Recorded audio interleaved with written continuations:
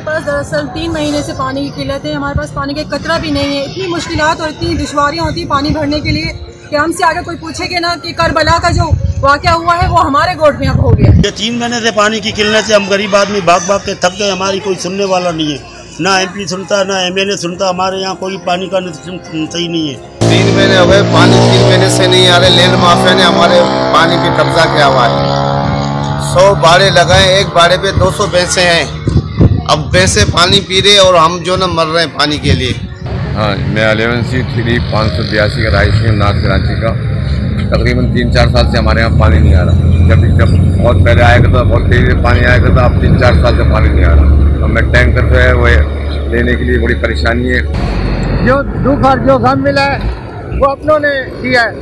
घर तो हमारे आग लगी है अपने चिराग से। हमारे अपने लोग, चाहे पीपल्स पार्टी के हैं, चाहे MKM के हैं, चाहे इमरान खान की पार्टी के हैं, किसी में भी खुदा खौफी मौजूद नहीं है। हमें उसकी सजा भुगतते रहेंगे।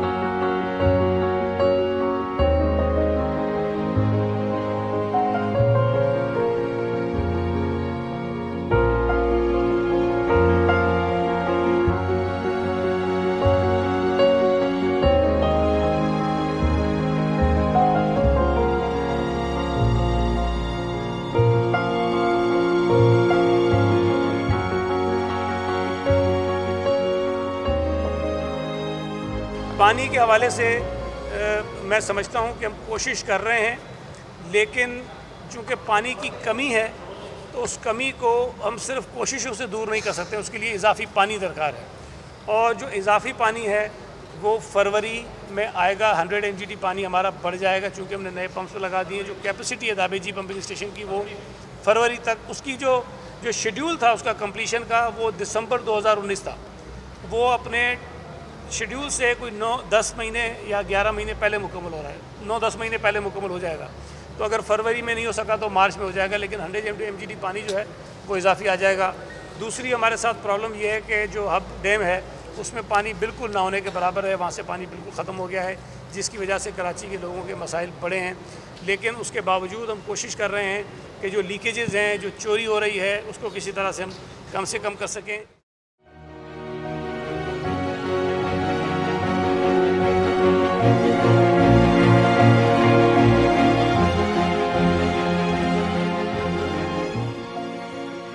कराची में पानी अवेलेबल जो जैसे मैंने आपसे अर्ज़ किया 450 MGD पानी अवेलेबल है और K4 मनसूबा जब कंप्लीट हो जाएगा खैर से तो ये 260 MGD इसमें और इंडक्शन हो जाएगी। देखिए हमारे पास सबसे पहला ये होता है कि उसकी हम इंक्वायरी करते हैं। इंक्वायरी करने के बाद उसको शो कॉज में इशू करते हैं। शो कॉज में इशू करने के बाद उसको सस्पेंड कर सकते हैं।